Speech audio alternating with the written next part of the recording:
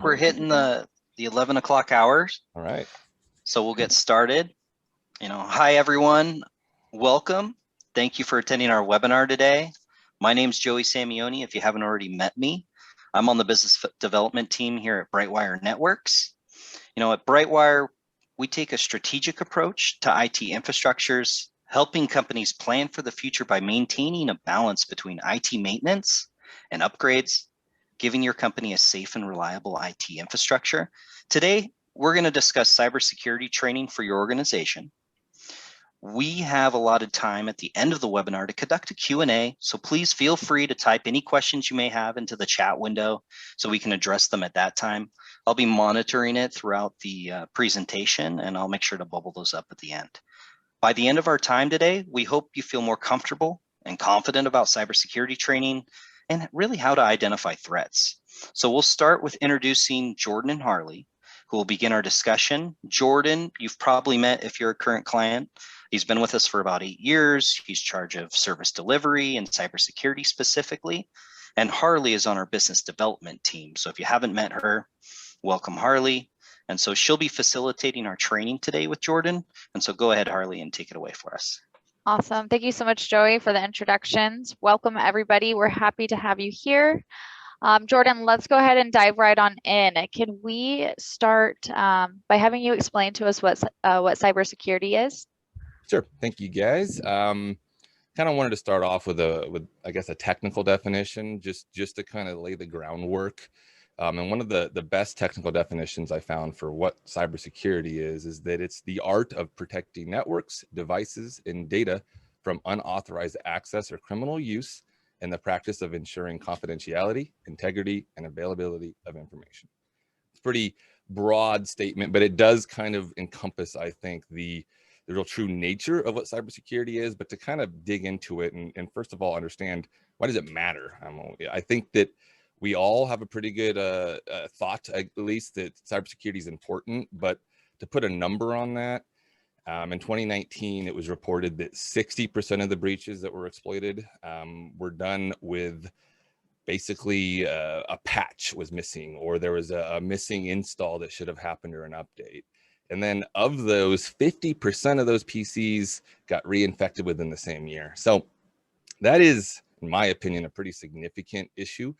And a real good just kind of call of like, this is a problem and something that we want people to look at. So one of the first tips I kind of wanted to bring out and really ask everyone to do is to take a look at what your current computer, especially obviously if you're at the office, what are its Windows updates look like? You hit the start key, type in Windows Update or something like that. See how many updates you have. How many are you missing? Does it look to be up to date? And one of the things that we've found as we look at systems is that if a couple systems are missing updates, it's a good gut check that probably most of them are. And again, when we're looking at the risk there, 60% of these breaches came from that in 2019. And so that's part of the reason, though, why I use this as art. That's why I like that term. I think that it's not art, it's a little science. It's not all science. I mean, it's a little art. That is kind of a good way to look at this, because there's more to cybersecurity than just protecting it with a firewall or just logging on and securing your data. And I really do think that art is a good term. Jordan, when you say art, what would you say the top 3 components are that goes into ensuring your environment is as safe as it can be on the business and user level? Sure. Again, art is used because there's some pretty specific, pretty obvious things. AV, that is something that we all know that we need. We need to have antivirus, firewalls, kind of the physical security. But the next one, and the one that we're really finding very important, is social engineering, or the importance of training your individuals, your staff, your employees, your contractors, whoever you're working with, to identify what social engineering looks like and what that might mean is for your organization. What do attacks look like for you? And then finally, the third thing that we've really been emphasizing is multi-factor authentication, or MFA. AV, it's one of the ones that I made a note here to talk about. That is really basic, right? Everyone should have AV. You almost know that you need to have that. And the reality is that everybody knows that you need to have that. And Jordan, when you say AV, are you referencing antivirus? Yeah, exactly. Yeah, Antivirus. okay, perfect. Antivirus is really the core foundation, the basics of kind of preventing bad actors and these people from getting in. And it's just not enough anymore to just have antivirus. We really need to begin adding to that because, again, everyone expects you to have it. Great. You made reference to two terms, one being social engineering and the other being bad actors. Can you go a little bit more into detail on what those references mean? Yeah, it's a pretty common term, honestly, in IT nowadays to call hackers or people getting in bad actors. I think it's just a way to kind of encompass the entirety of breaking in. There's lots of different ways you can look at it. One of the terms that we like to use is a con artist. A bad actor, it might just be a con artist, somebody who's using that. Social engineering is a little different. Social engineering is sort of the process of getting into or getting access to data by manipulating people, by basically talking their way in. That's the reason why con artist, I think, is such an apt term. And the reality is that being such a specific attack target allows them to ignore antivirus. They're not looking at if your antivirus is installed and up to date, or if the firewall is protecting you, this device that blocks access. They don't need any of that. They're bypassing all of that and getting hands-on data that maybe they're specifically going for, or maybe they're just trying to get your client's information. Maybe they're trying to find some data on your employees. And the reality is that why the attack happens is kind of irrelevant. What BrightWire has seen, and really the industry as a whole has seen, is that social engineering is the biggest way people are getting attacked right now. In fact, I found that basically multiple sources, but the number that is used is greater than 90% of all successful cyber attacks right now are using social engineering. That's a big number, and that's the reason why we're going after that first. That's 90%. Wow, that's a lot higher than I would think it would be. So it is. If over 90% of attacks are happening from social engineering, and social engineering is essentially bypassing your firewall and antivirus, how exactly, or I guess not exactly, but what's a different realm that they could break into? The reality, like you said, is that it sort of depends on what they're trying to break into. A really common, I guess, tactic that we've seen in the past is they would kind of target somebody who may or may not be involved in the financial side, but they're ultimately looking to get there. And that might mean an accountant, that might mean an accounts payable person, or somebody who's in charge of purchasing. And they're going to directly attack those people. They're going to send them phishing messages. They're going to send them, call to actions. They're going to send them things to try to immediately make them take an action, most of the time in the form of getting them to log into a fake Office site. So what that might look like is if you have Office 365, you go to outlook.office.com. Well, you log in there, you have your email. A common tactic would be to send someone this fake Outlook login that they're going to click on. The site is going to look very similar. The URL is going to look similar. You're going to enter your credentials. You're going to click login.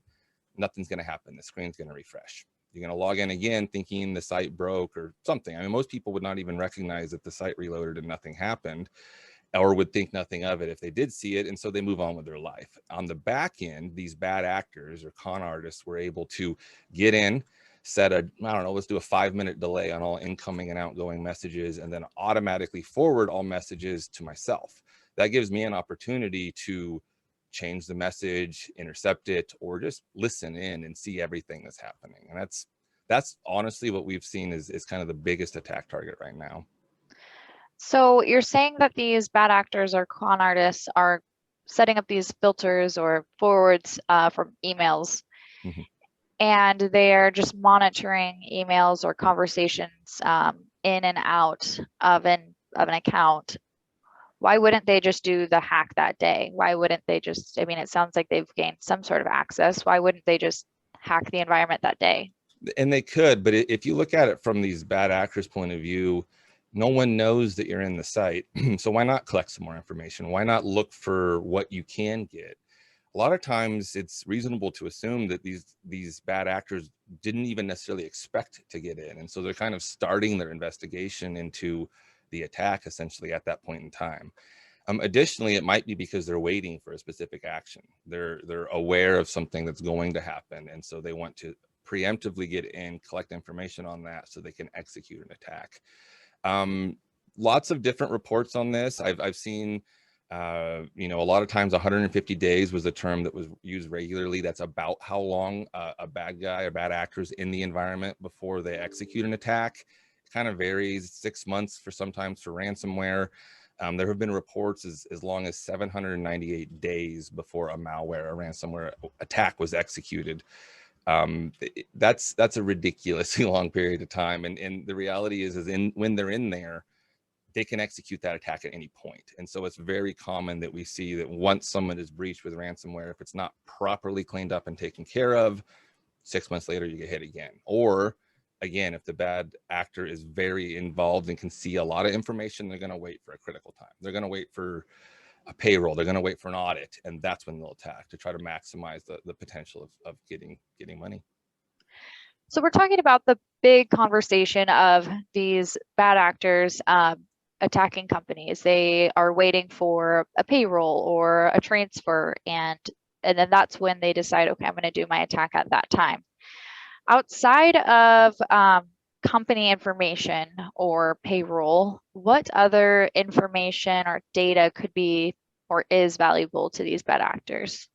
There's a lot, Harley. The reality for a firm that's trying to protect against this is that we should assume that they are trying to get everything that could be of value. A lot of information, personal information, is essentially for sale now. So if you can get HR files of current employees, including bank account information, social security information, driver's license, pictures of all of this, as we are all required to capture, they're absolutely going after that, because if not directly usable by them, they'll just sell it and capture some small revenue on that. They're also, though, going after financial information. What are your bank account information look like? What are your credit card numbers? If any of that is stored in anywhere, whether that's an email or on your files, once the password is given and the username, the access is typically there.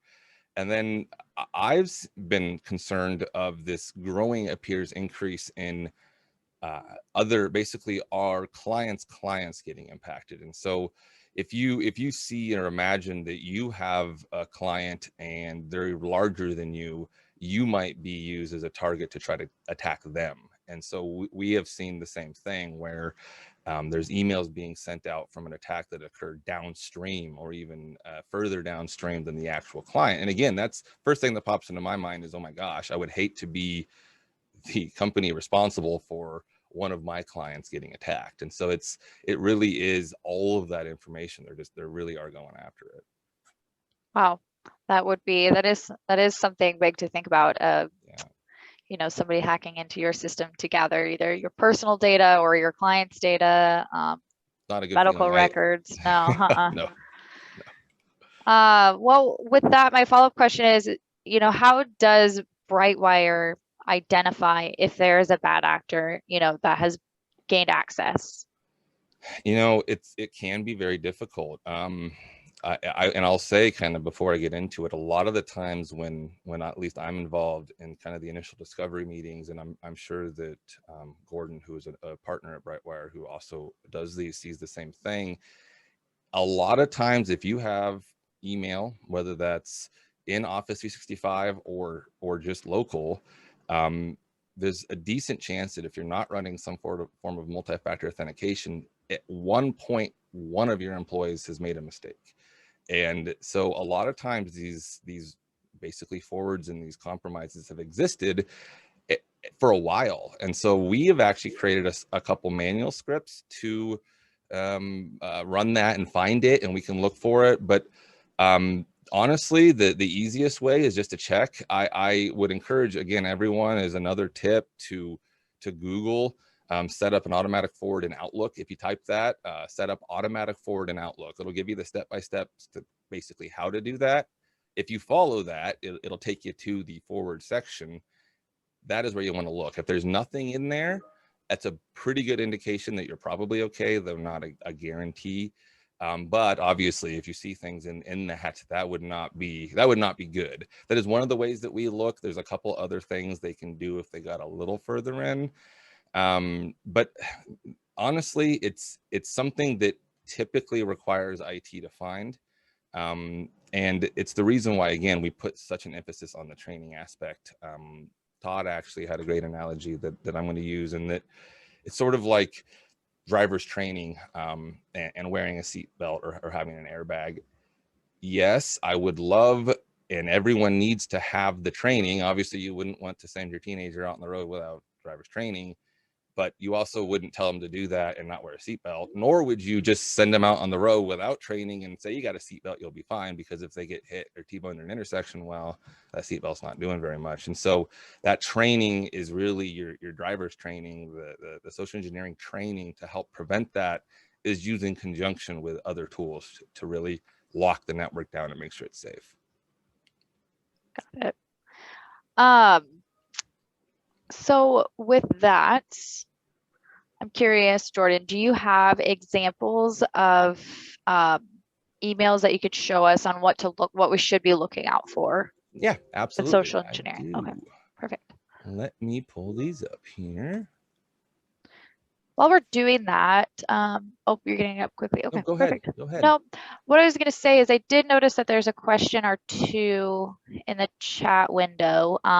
Joey, do you want to pull that up for me? Yeah, I'll do it. It looks like the first question that we had is it a safe practice to set up an email signature with company logos and contact info a hacker could potentially use? That's a really common way that information is gathered. That's a business call to some extent. There are sometimes very strong business cases for needing contact information, very specific contact information in email signatures or potentially even on websites. The reality is that the more information that is publicly and easily accessible, the more information that can be used against you. And so it really does come down to essentially your risk tolerance and your security practices that are already in place, as well as, again, the information that's being shared. There's certainly some things, depending upon the industry, that I wouldn't want to say specifically. That might be that, you make all final decisions on accounts payable. You wouldn't necessarily want that information in there, but a general overall overview, everyone has that. And I don't think that's a significant risk. However, it definitely gives more information. Hopefully that's a good answer. Please follow up if needed. Perfect. Well, let's jump into here. I know that there's a few more questions there, but let's jump into looking at these emails and then we'll follow back up. Yeah, this is actually one, Harley, I'm sure you recognize. This you got, right? Yes. Yeah. So one of the first things I wanted to ask you, what tipped you off on this one? How did you know this probably didn't come from Mr. Wizzy up here? So I initially saw that it was from Todd Whitley, which if you don't know already, he is one of the co-founders of BrightWire.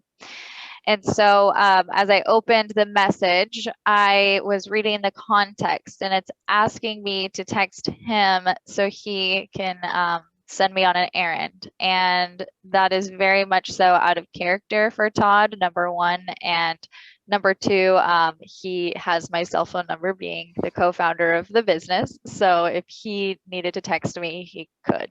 Sure. Yep. That absolutely right on. So that is definitely one of the best ways to kind of identify, basically, does this look legitimate, is in the body. But to kind of start at the top here, I wanted to break down kind of a standard message. This is used from a cell phone. A lot of us do use our email on our phones. And so it was good to include that as an example.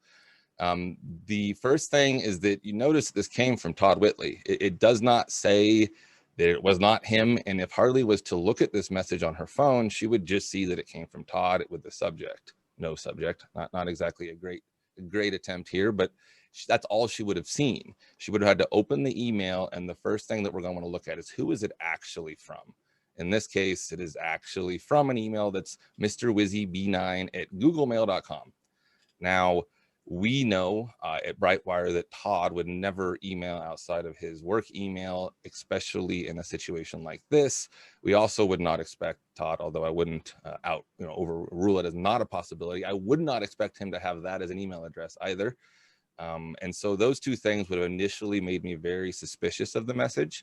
But as Harley did, when she checked the message itself, we see kind of broken grammar, we see uncapitalized letters. It just doesn't look to be, again, a very professional message, and is not consistent with Todd. He does not send messages like this. The last thing on this guy is kind of the bottom panel, which is something that we use internally. It's part of our spam filtering tool. If for whatever reason the top email address was not visible, I could have used down here to see that is definitely not from the account that I would expect it to be. Although you would notice that this message did clear the spam filter. Once again, this is not spam. So that is a really common way of doing it. And the reality is that this is not hard to do. So I kind of wanted to demonstrate what that might look like. And so I logged on to a new web browser, created a new Gmail account. I called myself Todd Whitley. I made my username something that I seemed reasonable. I used Todd's name and his last initial. You might also try T Whitley. These are all typically used in business. I tried to add some BrightWire stuff in there with some dots to really make it look confusing. And then I sent a message.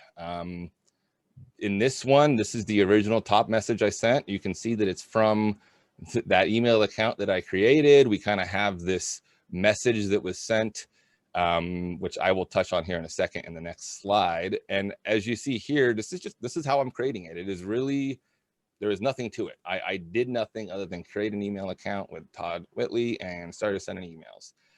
And these I'm sending 2 back to back very quickly, again, trying to create a sense of urgency. And when we look at what that looks like in my inbox, again, over here on the left, I just see Todd Whitley AP correction. That's not good. If I'm looking at that, I'm like, oh boy, what's going on here? But when I get the message, this is immediately, once again, going to kind of throw me off. I'm going to be like, oh, that's weird. Our vendor 0365, none of this really makes that much sense. Todd wouldn't, again, really write like this, nor would, he used the term vendor 0365 in attempting to replicate a bad actor's path. I would have tried to look up and see what vendors do they have, what software are they using. Failing to be able to easily do that, I'm going to simply guess that their mail is stored in the cloud, or they're using Office 365, as most businesses are. Pretty low effort, but I was able to kind of trigger that. And then once again here, we have Todd asking me to call him at a number that I don't recognize due to some fake reason. I would almost immediately have assumed that this was probably suspicious just from the body, as Harley did. But when I dug into it a little bit more and saw that it came from a fake Gmail address, I would immediately know that this is a fake email. So it really is, though, so easy to just impersonate essentially whoever you want, because email was not designed to be secure. It was designed to allow the free and open sharing of information. No one really had the forethought to think, hey, that might be a bad thing at some point. The last example is actually outside of email. I think, Joey, you got this one. Is that correct? Yep. Yeah, I did, from my LinkedIn network. Yeah, tell me a little bit about this. What was why, and how did you know that this was suspicious? Well, this is a particular incident that occurred between a colleague that I used to work with at Microsoft. It happened when I was at BrightWire. For instance, if you look at the bottom, he's a senior level sales leader, and he's saying that he has a business proposal for me. Well, the particular company that he works for, we wouldn't do business with. BrightWire wouldn't. And so that was the first thing. I knew that, one, he wouldn't approach me in that manner, and we're not doing business with him. And then the second part of this is, in my network, a couple of friends after I got this one actually reached out to me and mentioned the individual and said, hey, are you getting this weird LinkedIn message from so-and-so? And I'm like, absolutely. It's a very good way of also identifying it, is kind of that communal effort of like, this not only does this not feel right, I have other colleagues essentially telling me, I think that his account might have something going on.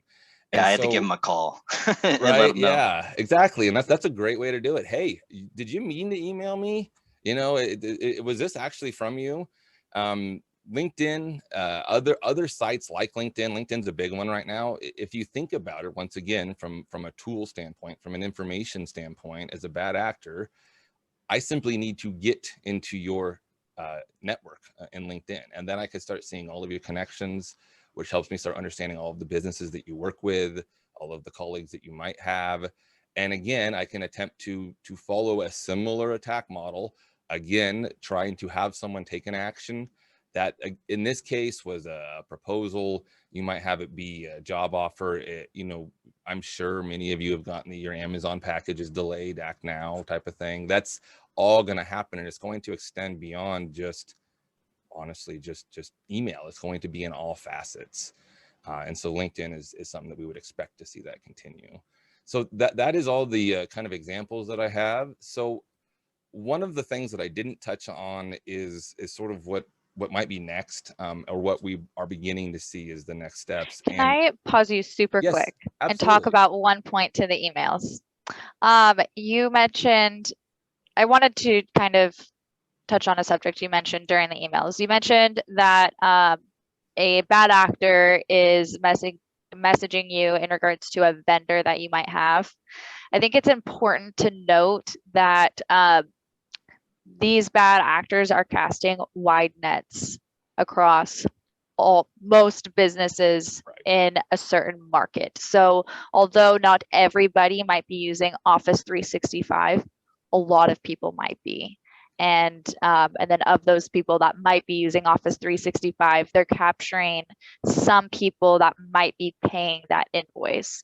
So I just think it's important to note that they're not targeting just the massive fish that they can fry. They're casting a wide net.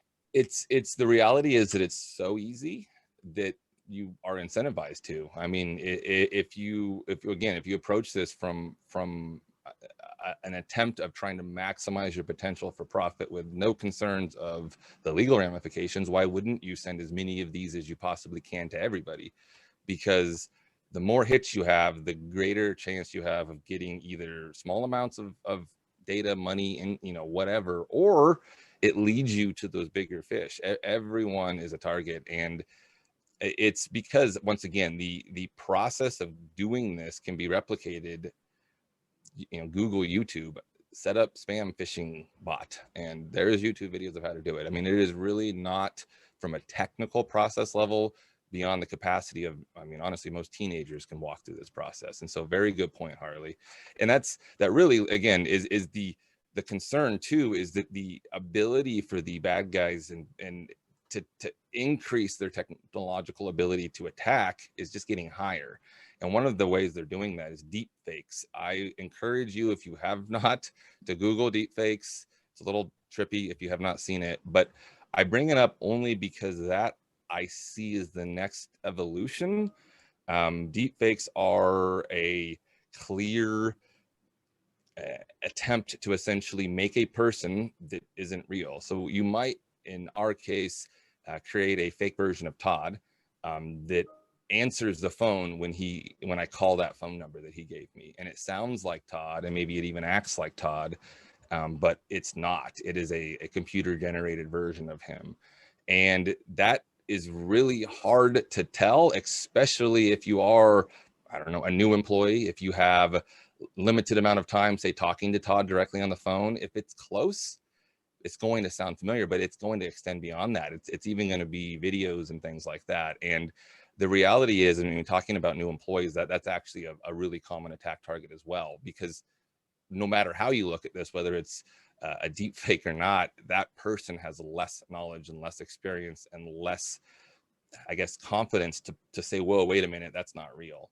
And we've actually seen some direct examples of that. But all of these things are all kind of working against us. And it is, I think, the reason why multi-factor authentication, or MFA, is so important, because there is no way to know for sure that all of these things are covered. Again, you wouldn't go out and not put your seatbelt on and not want a car with an airbag because you took driver's training. You have to be able to protect yourself further. And you bring up a good point, Jordan. multi-factor authentication, can you go into more detail on what that process looks like? Sure. Multi-factor authentication, I guess to kind of, I don't know if we actually really covered what that was for sure. If you're not 100% sure, it could be also considered two-factor authentication, 2FA, MFA. These are all terms used to describe it. It is essentially the process of having an additional piece of information, a code, a push, something that goes along with the password. It shows that you know the password and you also have the code. Multi-factor authentication codes typically are cycle, so they're not the same code. They don't basically stick around very long. You have a very small window of time that you use them, and they're designed essentially to help protect companies and individuals that know that people are people and that we will make a mistake. But here's another layer of protection, that unless the bad actor has a way of interfering or intercepting, they still can't get on. They'd enter the password, they'd hit login, they'll have the code, and that's where it stops. So if it stops there, does that mean that I don't ever have to change my password then? To some extent, you couldn't. Obviously, if you get a multi-factor authentication push, or you get a report that someone tried to log into your account, yeah, you probably should reset it, even though they didn't get in. You really don't want anyone knowing your password. But if you have no reason to assume or expect a breach, Microsoft actually has been changing their stance on this. It used to be that 90 days was recommended, sometimes even more quickly, to reset your complex password. And what everyone has seen and has done is you have complex password 1, and then you got to reset it, so it's complex password 2, and then maybe I'll change that A to an @ symbol. It's again the same password, just a different variation. The bad actors take that, drop it into your old one, drop it into a machine that gives them every combination you're likely to use. It takes less than a second.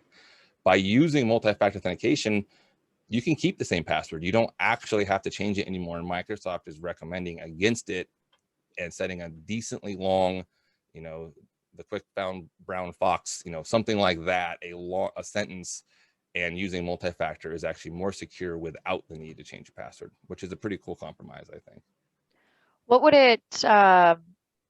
it look like if somebody was breached with MFA? So normally, and depending upon the type of MFA, if a bad actor, say, sent that Outlook email out, the person clicked on it, logged in, entered their credentials, and logged out, they never even knew it happened. The bad actor would go to the real Outlook, they would enter the credentials and hit login. The next screen would pop up depending upon the type of MFA used, and either request a code, request a push, or say, we've sent you a text, please enter that code to log in. If you don't have it, that's it. Again, the buck stops there. They cannot proceed. They would not be able to really truly log in. That's it. They would be done. The caveat and the new exception that is being told, and this is universal across all types of MFA, is to stop using SMS or text messaging based multi-factor authentication. There's been a significant increase in basically stealing phone numbers temporarily. So they'll, again, a more complex attack, but they would steal your phone number, intercept that multi-factor authentication code, and then log in. Smaller and smaller number of authentication methods use SMS or text, but it is going to probably be rolled back even further. And when a company is implementing multi-factor authentication into their business process, does that mean that I shouldn't have to change my password when implementing that process? Technically, no, you wouldn't actually have to change your password. Obviously, again, we're assuming that no accounts have been compromised in any way.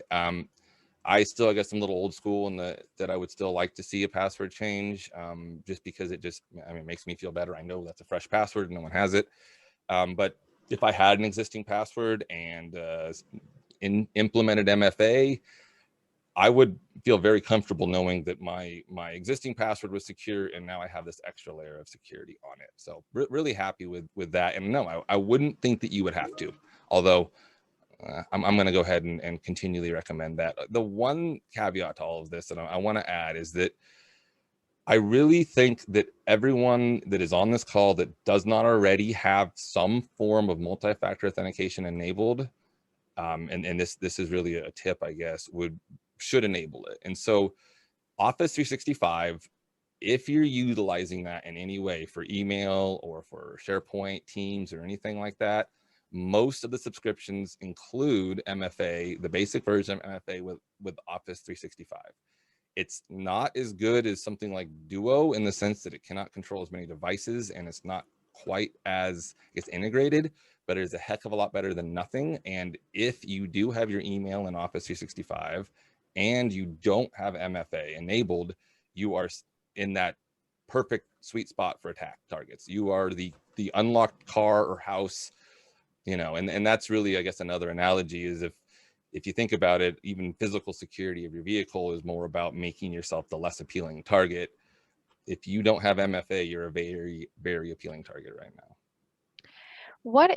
So BrightWire, we use Duo. We use Duo, yep. And you talked about Microsoft having their MFA. Can you kind of run through the difference of the two products as well as other products that might be out there? Sure. I mean, a lot of times the multi-factor authentication of choice is, I guess, from my opinion, it needs to be unified. And that is the biggest difference for me, at least with Duo.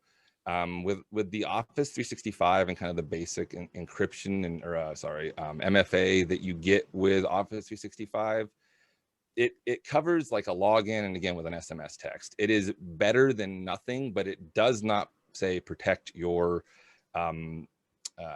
and for example, BrightWire, our ticketing system, it wouldn't protect that. It doesn't protect our documentation system.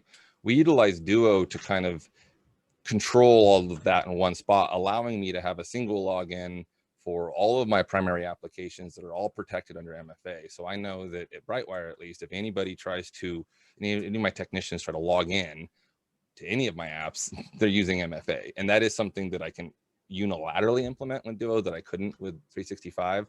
Other types of MFA programs have similar types of things. There are a lot of different features. For example, again, with Duo, we often use the push. So if I wanted to log in, I actually can use my smartwatch and accept the push, or I could use a code. And so having both options is one of the other benefits that I really like with it. At the end of the day, it's all about controlling that login and making sure that, to the best of my knowledge and the best of my ability, I'm protecting my employees and my clients. And that's what I kind of feel like is my duty. And in order to make sure that my team can succeed, we have to be secure, and we have to know that we're secure. And so MFA is really what ties that all together, obviously along with all the training. I would definitely expect my team to not get caught by one of these emails, but again, things happen. And so you really have to have this whole package. And Harley, I'd like to say that on that duty, it really is important to me to communicate, I guess, to everyone in the webinar that I believe strongly in ensuring our team and everyone that we're talking to is able to be secure and be protected. And so that's really what matters to me. Yeah, I absolutely agree. I mean, you as a manager over a large team has a duty to protect your employees' data, but right. As well as me as an employee of BrightWire, I have a duty for myself to not allow these people to get in and potentially collect data from any of my colleagues as well. It's a great way to look at it, and then that's how everyone honestly should feel. Is it is our duty, it's our responsibility to our organization, either as a manager or as an employee. Sure. Absolutely. Well, Jordan, as far as time goes, looks like we are heading up to the 20-minute mark. If you didn't have any more comments at this time, I did see several questions come across. Absolutely. Joey, would you like to take over? Yeah, no problem. Perfect. So, that really wraps up our training today, you guys. We want to move into the Q&A portion. So if you want to send some questions through, we have a number of them set up. Please feel free. If we don't get to all of them, I'll make sure to send you answers in an email. We really want to just make sure that we have this platform to bring a lot of value to you. And so I wanted to kind of deviate and just answer one of the quick questions that we had on the MFA topic, Jordan. We got the question of what's a push? Great question. So I'm using that definition to refer to a method of pushing a authentication request or a duo prompt to a cell phone.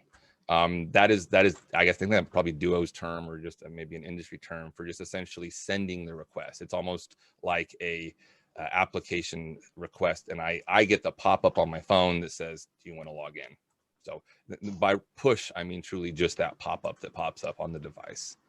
And that, again, that pop-up saying, hey, did you try to log into your computer? Obviously, if you didn't, you should be like, no. And when you do that, it actually triggers a back-end system that on our end would submit a ticket and immediately trigger a priority one, like, hey, somebody said, no, I didn't log into this computer. This was someone else. I'm not sure. There's probably a couple of our clients on this call that have seen that process as well. And so I do think that that's something that is key about Duo 2 is you do have that ability to kind of trace it down, and we can see this came from South Carolina. You know, that's not us. And so that kind of stuff also really helps. Perfect. You know, we got another question that came in, and it's, I'm a small business owner. How do I know I'm vulnerable?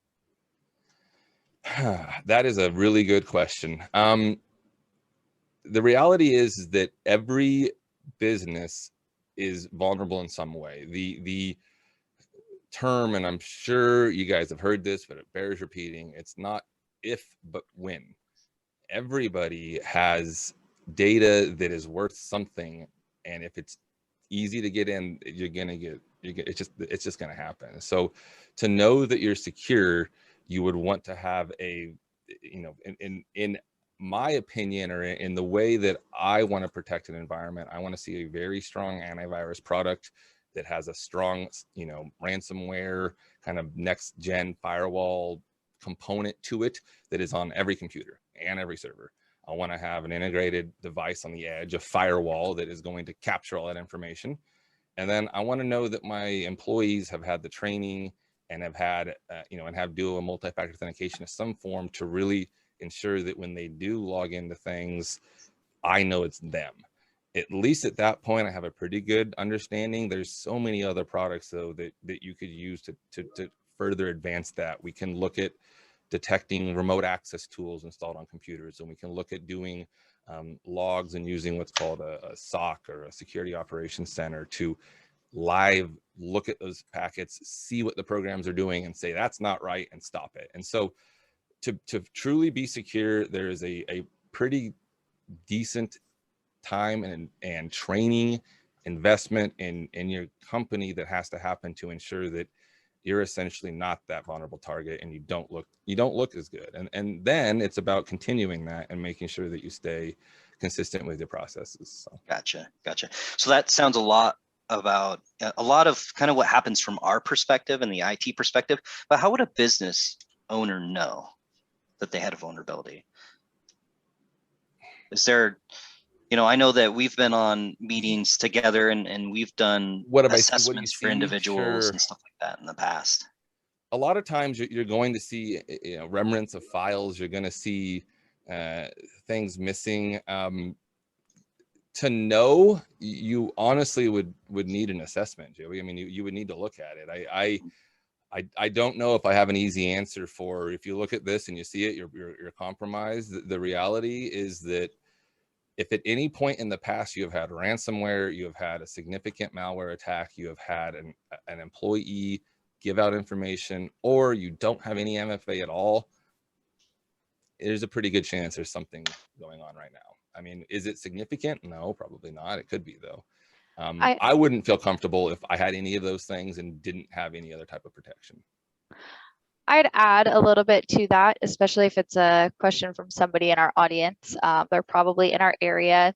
You know, a easier way for you to know if you're vulnerable. Oftentimes, Joey, Jordan, or I, we're in the business marketplace, and we do assessments for people who aren't our clients starting out, to check on the vulnerabilities and the securities, as well as your backups. So if you are questioning if you are vulnerable or not, or you want a second set of eyes, please feel free to call BrightWire, email us, and we can get that set up for you.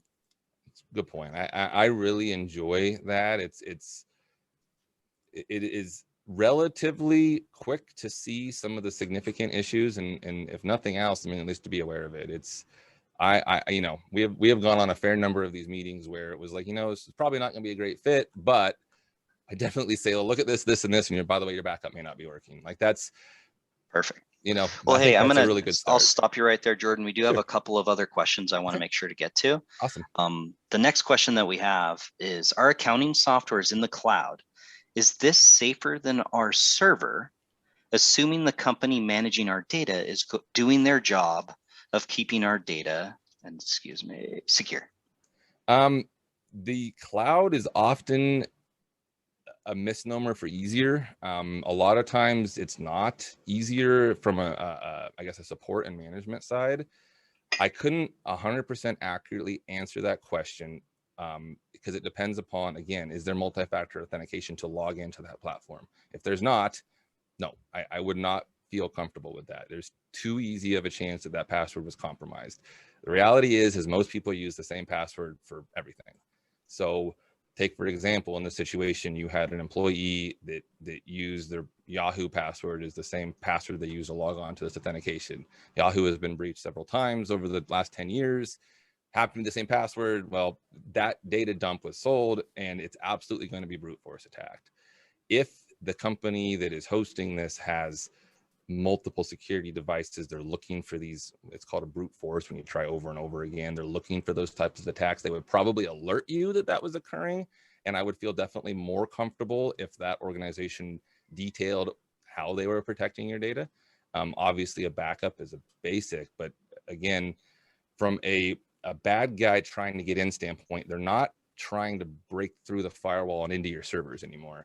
So the actual access of that data is still through your employees. And so that weak point exists, whether it's in the cloud, on the local server, or plugged into your closet in the back room. It's still the person and people that are going to cause the risk. Perfect. Thank you for that. You know, I have another question here for you, Jordan. It's, would a factory reset of computer remove any infiltration? So there are a couple of ways to factory reset a Windows computer now. A true wipe and reload, as in you are deleting everything and starting over, yes, it should remove everything in most cases. There are times where it goes further, but most of the time a complete and utter reinstall of Windows will clean out an infection or a point of malware. In fact, that's the preferred method, honestly, if you get a significant infection. I'm curious, would that also, with things that are hosted in the cloud, would that also apply? Not as much. Yes and no. Again, it depends upon how the access is done. A cloud can sometimes be used as like a remote desktop that you remotely log into another computer. No, in that case, probably not. But like I said, it just kind of depends. Okay. Well, and I would say in that case, wouldn't it be true, Jordan, that the data center, basically where that application, your access lives, could have a ransomware attack, which would eliminate your ability to get your data? Sure. I mean, and we have seen, reports and indications that absolutely, if you get a ransomware attack, in fact, we have a colleague that have reported this, that a ransomware attack essentially attacked their Office 365, their SharePoint site. None of their files were stored on a server anywhere, so they thought they were safe and secure, and ransomware got infected on a system that had access to those shares and encrypted all of them. So yeah, the cloud does not necessarily remove that complexity or that risk. It just changes its location and how it's accessed. Perfect. Thank you. Perfect. I got another question. What are your thoughts on password vaults like LastPass? I typically recommend the use of password vaults as long as the master password is kept incredibly secure. Like write it down, delete it every place else, and put that in a safe type, very safe, because that is obviously the keys to the kingdom. If that's compromised, then that's it. It's recommended because if you do use something like LastPass, it's only beneficial if you're using like 24 plus long, 24 digit or long passwords. The benefit is that it's not that it's auto-filling it for you, it's also that it's really long. And the reason why that matters is basically every digit is exponentially longer. So if you have a 7-digit, it's exponentially longer with an 8 or a 9 or a 10, and that just keeps on going up. So I don't remember the number anymore, but a certain number, 14 or 18, it's essentially currently not computationally possible to crack it. So that is the only reason for length, though. I've got kind of a related question as well. What about passphrase versus password? Many have limitation on length of password. That is kind of more of a new thing, and I don't like that. I don't have a good answer other than trying to make sure there's another form of authentication, not just the passphrase. I've seen that before as well, or there's older sites that only allow 8-character passwords. Personally, or if you have an application that does that, that's a concern. I mean, that tells me as a bad actor, I can set my computer that's guessing passwords to 8 is the top end. Probably has a minimum, so I can set 2 or 3 as the bottom end, and then there's a much smaller list of possibilities that exist. Now, one quick thing on the password vault that I should add that is really nice is a lot of them auto-generate those passwords. So the password generation process, that is a really nice thing about them. You don't have to think about it. Google Chrome does that as well if it's generating passwords.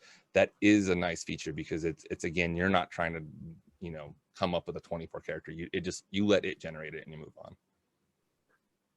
Thanks, Jordan. I think that answers it all. As a BrightWire customer, do we have access to a Duo subscription? Yeah, absolutely. In fact, if we have any clients right now that would love to talk more about Duo, that would be fantastic.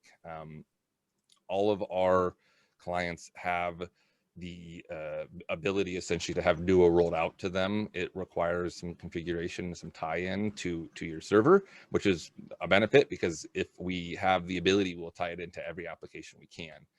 Obviously, that's the end goal, to have this level of security that is, in fact, Joey, we enable O365 MFA as well. So you've seen this. I'll go to send an email to myself from a client site and I'll log into office.outlook.com, and it redirects me to our multi-factor authentication page, and then it redirects me to the Office 365 multi-factor authentication page, and I love it. That's great. That is awesome. I have 2, and so yeah, that's definitely something that we would also recommend is getting Duo for our clients and the MFA from 365.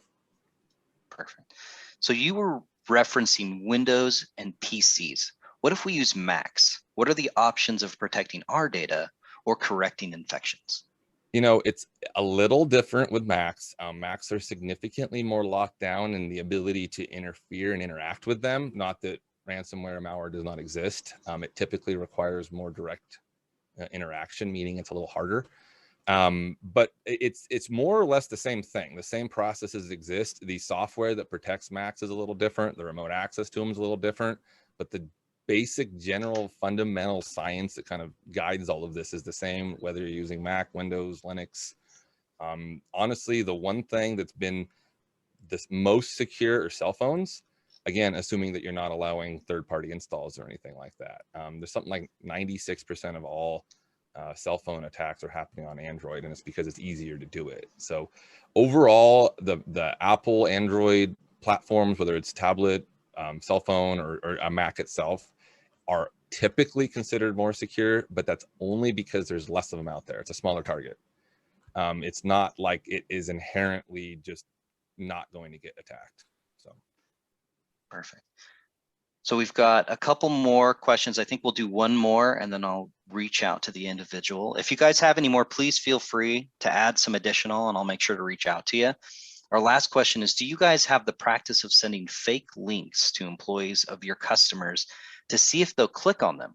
Then if they do, they're notified about the improper click as it is the IT team for training purposes. Yeah, one of the tools we offer is exactly that. It's a testing process that is used to send the bad email that shouldn't be clicked, and then when it's clicked, it tracks that, but it also plays a quick video, or essentially we have the option. My favorite is a quick 30-second video of here's what you clicked on and why you shouldn't have, basically. So yeah, that is absolutely something that we can do.